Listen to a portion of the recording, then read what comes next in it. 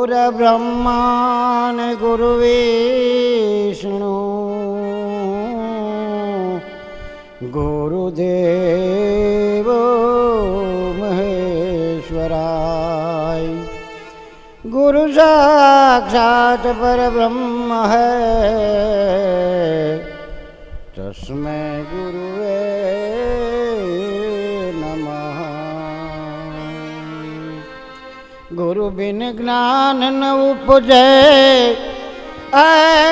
गुरु अगर मटे नहीं भेद। गुरु अगर संशय टले नहीं, भले ने वाँचो चारे रे। चार वेदનું જ્ઞાન છે, પણ જેના માથે ગુરુનો હાથ નથી, એના મનની અંદર જે સંશય છે એ ગુરુ મટાડે, ગુરુ સિવાય મટાડે નહીં. કારણ કે રામચંદ્રજી ભગવાન બ્રહ્મ પરમાત્મા, એનો અંશ ખુદ નારાયણનો અવતાર હતા, છતાં પણ મૃત્યુલોકની અંદર જ્યારે એને જન્મ ધારણ કર્યો ત્યારે પોતે પણ ગુરુ કરેલા. જીવનની અંદર સાચી રાહ બતાવે એવો કોઈ પણ જે મનુષ્ય હોય એ આપણો ગુરુ થઈ શકે છે. અધિકારી હોવો જોઈએ. કારણ કે એક બસ જાતી હોય, એની અંદર 50 માણસો બેઠા હોય, પણ એમાં ટિકિટ કાપવાવાળો તો એક જ હોય. કારણ કે એને એનો અધિકાર સોંપેલો છે. બધાએ ટિકિટ ન કાપી હતી. ટિકિટ કાપવાવાળો એ એક જ જણો હોય, અને 50ની ટિકિટ એકલો જ કાપે. પછી તમે એમ કહો કે ના ના મારી ટિકિટ હું કાપીશ, તો એવું આમાં હાલે નહીં. એટલે ગુરુ છે એ એક માસ્તર ગણો તોય ભલે, પરિબ્રહ્મ પરમાત્મા ગુરુર બ્રહ્મા ગણો તો ભલે, ગુરુ વિષ્ણુ ગણો તો ભલે, પણ એ આ ત્રણેય કરતા ઉપર જેનું માનું સ્તર છે એટલે એને ગુરુ પૂર્ણિમા કહેવાય. તો એવું પર્વ गुरु पूर्णिमा। गुरु ऐसा कीजिए जैसा पूनम का चांद, तेज करे पण तपे नहीं अन उपजावे आनंद।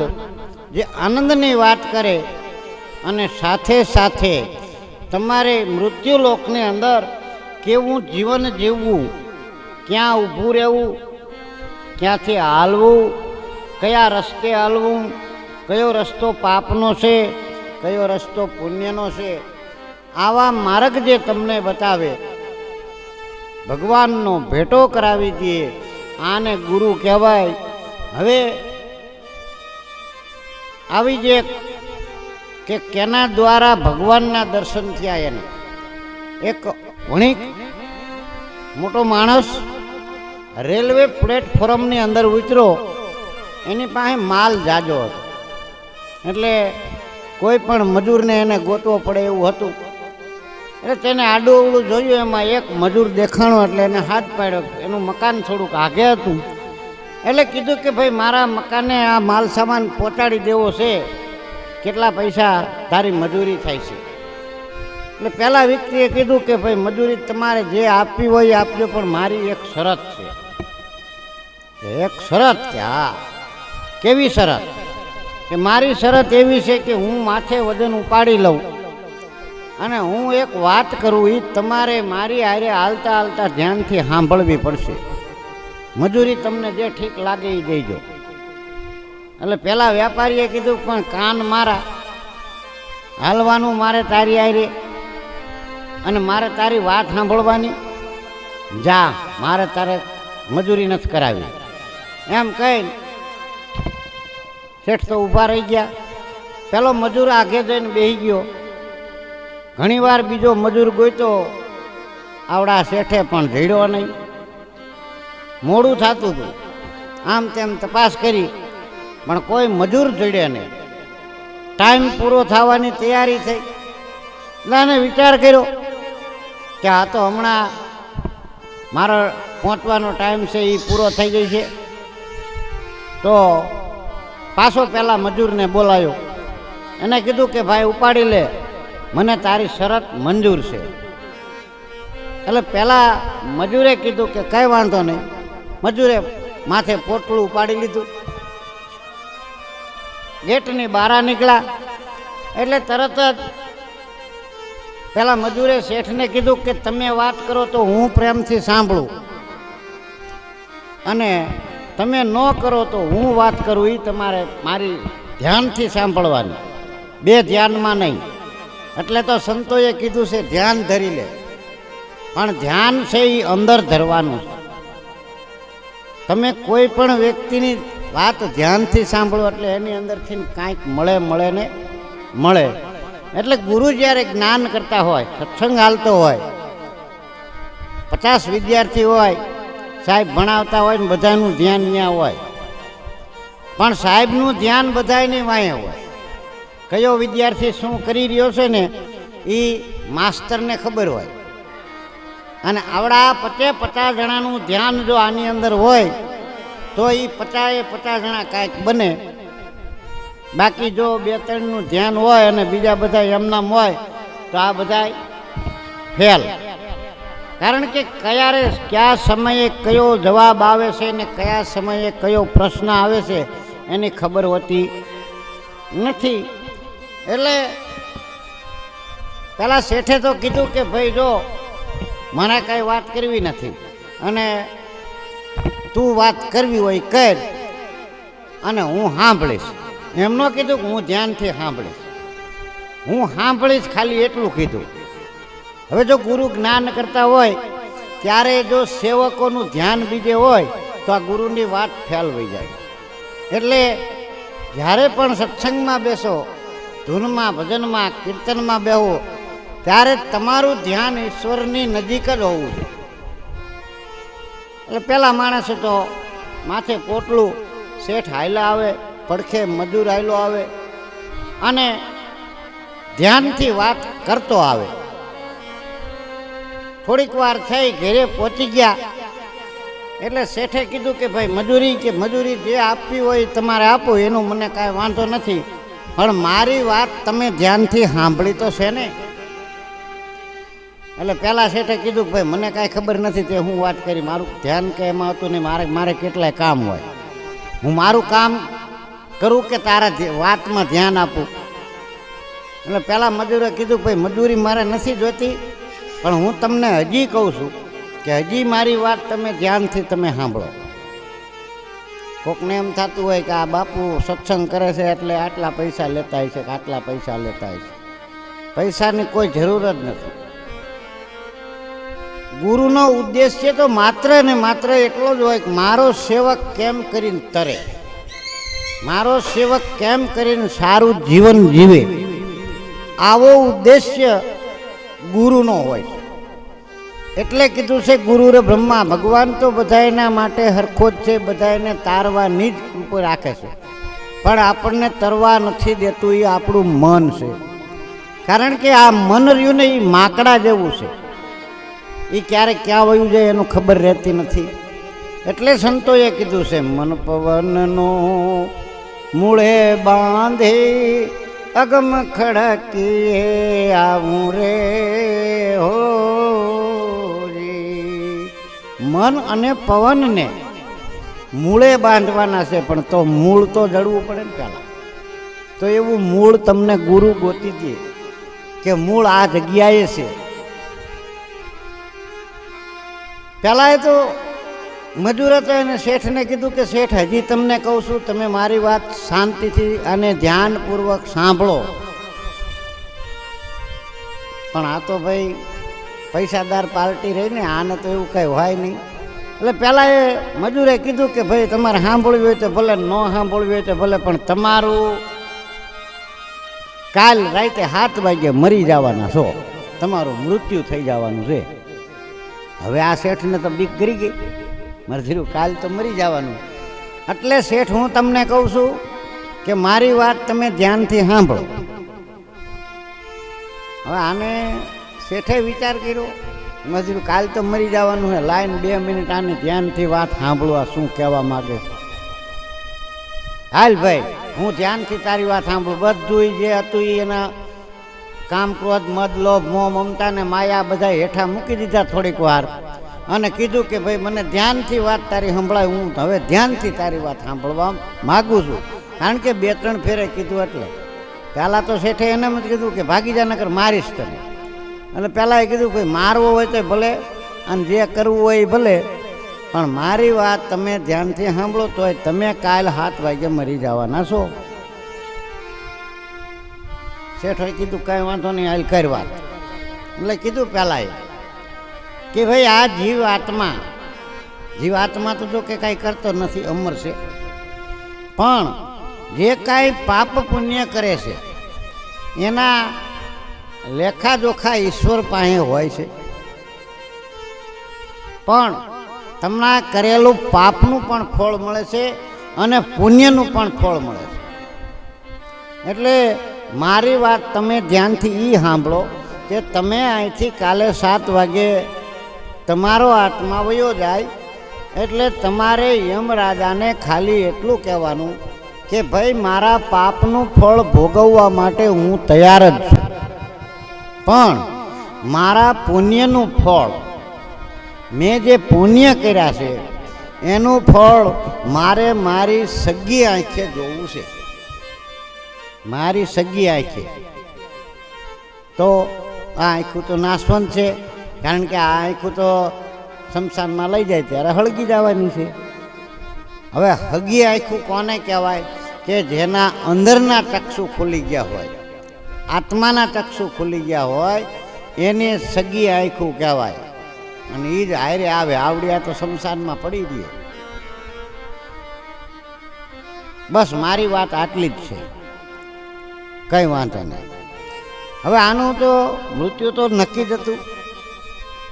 હવે આ મજૂરને જેમ ખબર પડી હોય, મજૂર પરિભ્રમ પરમાત્મા ખુદ હોય તો એ ભલે, અથવા તો એટલે કોઈ પણ વ્યક્તિ તમારો સાચો રસ્તો બતાવે એને તમે તમારા મનથી ગુરુ માની શકો. હવે આનું 7 વાગે મૃત્યુ થયું. જીવરાજાને યમલોકની અંદર લઈ જવામાં આવ્યો. યમરાજાની અંદર જે કચેરીમાં ગયા એટલે જીવને કીધું કે ભાઈ તારા પાપ અને પુણ્યના ફળ છે, તો તારે કઈ ઈચ્છા છે? એટલે પેલા એ ઓલા મજૂરની વાત યાદ આવી, કારણ કે ધ્યાનથી સાંભળેલું હોય તમારી હારે આવે. હા, 2 ધ્યાનથી હોય એ હારે નો આવે. 5મા ધોરણની અંદર પ્રશ્ન પૂછ્યો હોય, પછી જ્યારે એ વિદ્યાર્થી વકીલાત કરવા જાય, વકીલ બની ગયા પછી 5મા ધોરણની અંદર પ્રશ્ન પૂછેલો હોય, એ પ્રશ્ન જો એને યાદ હોય ને તો ક્યારેક ક્યારેક એ પણ પ્રશ્ન એક આખા કેસને જીતી લે. પણ જો ધ્યાનથી સાંભળેલો હોય તો નતાર તમારે ગોતવા જવું પડે કે આનું આમ કેમ થાય છે. અને એ રસ્તે આવેલો હોય તો આ ગુરુ શિષ્યનો સંબંધ, બાપ દીકરાનો સંબંધ છે. આપણા બાપાએ આપણને ગમે વાત કરી હોય એ ધ્યાનથી તમારે સાંભળવું પડે. એટલે તરત જ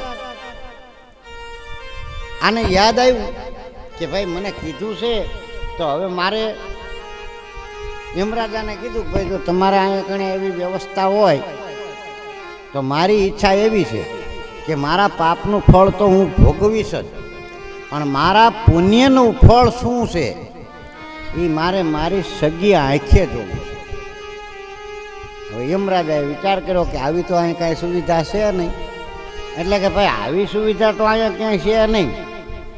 તો કે તમે કે નીચે એવું જ છે અન્યાય, ન્યાય અન્યાય ને અહીંયા અન્યાય. તો તમારે મને પૂછવું નહોતું, તમે પૂછ્યું એટલે મેં મારી ઈચ્છા વ્યક્ત કરી. હવે તમારે મારી ઈચ્છા પૂરી કરવી પડે તો કરવી જ પડે, એમાં કાંઈ હાલે નહીં. એટલે યમરાજાએ વિચાર કર્યો કે વાત સાચી છે. આપણે તો એને પૂછ્યું કે ભાઈ તમારી ઈચ્છા, હવે એની ઈચ્છા જો પૂરી ન કરવી તો ખોટું કહેવાય. એટલે આને બ્રહ્માજીને યાદ કર્યા અને બ્રહ્માજી પાસે લઈ અને જીવાત્માને લઈ અને બ્રહ્માજીની સભાની અંદર જઈને યમરાજાએ કીધું કે ભાઈ આ જીવાત્મા એક આવ્યો છે ને એને આવી ઈચ્છા છે.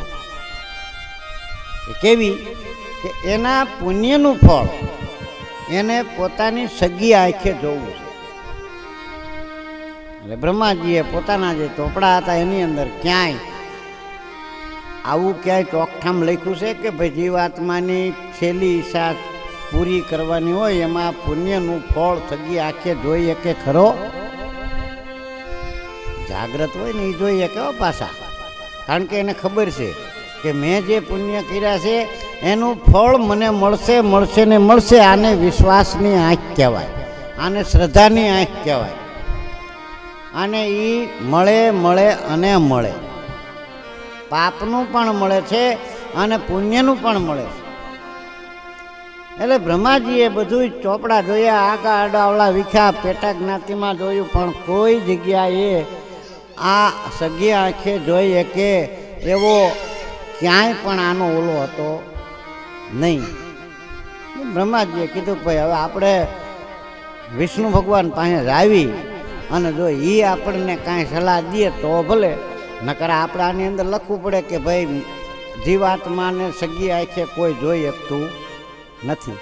અને અહીંયા કણે આપણે લખવું પડે કે અહીંયા કોઈની ઈચ્છા પૂરી કરવામાં આવશે નહીં. આમ કરી અને બે યમરાજા અને બ્રહ્માજી વિષ્ણુ ભગવાનની સભાની અંદર ગયા અને વિષ્ણુ ભગવાન બરાબર સભા ભરીને બેઠા હતા. આ ત્રણ વ્યક્તિ ત્યાં ગઈ એટલે વિષ્ણુ ભગવાને કીધું કે આવો આવો બ્રહ્મરાજા, યમરાજા અને આ આત્માને તમે લઈને આવ્યા, બોલો શું હકીકત છે? તો કે ભાઈ આ જીવ આત્માને અમે પૂછ્યું કે ભાઈ તારી ઈચ્છા જે કાંઈ હોય એ અમને બતાય, પણ હવે એને ઈચ્છા એવી વ્યક્ત કરી કે અમે બેમાંથી એકઈ કાંઈ કરી શકીએ એમ છે નહીં, એટલે અમે તમારી પાસે આને લાવ્યા છે. કેવી ઈચ્છા? પોતાના પુણ્યનું ફળ પોતાની સગી આંખે જોઈએ કે એવી આની ઈચ્છા છે. વિષ્ણુ ભગવાને કીધું કે આ સભા પૂરી થવા દો પછી હું એને જવાબ આપીશ, તમે જાઓ. બ્રહ્માજી વયા ગયા, યમરાજા વયા ગયા, જીવાત્મા ત્યાં રહ્યો. થોડીક વાર થઈ, સભા પૂરી થઈ એટલે વિષ્ણુ ભગવાને આ આત્માને પોતાની પાસે બોલાવ્યો અને પોતાના ખોળાની અંદર બેહાર્યો અને કીધું કે હવે બોલ, તારી શું ઈચ્છા હતી? જો છે એમ નથી પૂછ્યું, તારી શું ઈચ્છા હતી અને તને આ કોને કીધું? ત્યારે કીધું ભાઈ મને તો એક મજૂરે આવી વાત કરી કે ખરેખર વાત સાચી છે, આ મજૂર રહ્યો ને એ તારો ખરેખર ગુરુ કહેવાય કે તને અહીંયા સુધી પોગાડ્યો. કારણ કે તે જે પુણ્ય કર્યું છે એનું મોટામાં મોટું ફળ આજ તને તારી હગી આંખે દેખાય છે કે મારા ખોળાની અંદર તું બેઠો છો. બ્રહ્માજીના દર્શન કર્યા, વિષ્ણુની સભાના દર્શન કર્યા અને હવે ખુદ તું મારા ખોળાની અંદર બેઠો છો. એટલે મારા ખોળાની અંદર જે બેવે, મારા ચરણની અંદર જે બેવે એના બધા પણ પાપ કર્મો બળી અને નષ્ટ થઈ જાય છે. તો તું વિચાર કર કે એ જે મજૂર હતો એ ખરેખર કોણ હશે? ગુરુ તને એને રાહ બતાવી કે આ રાહે તું હાલ તો તને ભગવાન મળે. એમ ગુરુ તમને રાહ બતાવે છે ને, એ રાહે જો તમે ચાલો ને તો એક દિવસ તમને ઈશ્વરના દર્શન થાય, સાક્ષાત્કાર થાય, અનુભવ થાય. માત્ર ને માત્ર વાતું કરે કંઈ થાય એવું નથી, પણ જો ગુરુની વાત ઉપર ધ્યાન આપો તો. એટલે કીધું છે ગુરુ વગેરે જ્ઞાન ન ઉપજે, ગુરુ વગેરે મટે નહીં ભેદ, ગુરુ વગેરે સંશય મટે નહીં, વાંચો ચારે વેદ.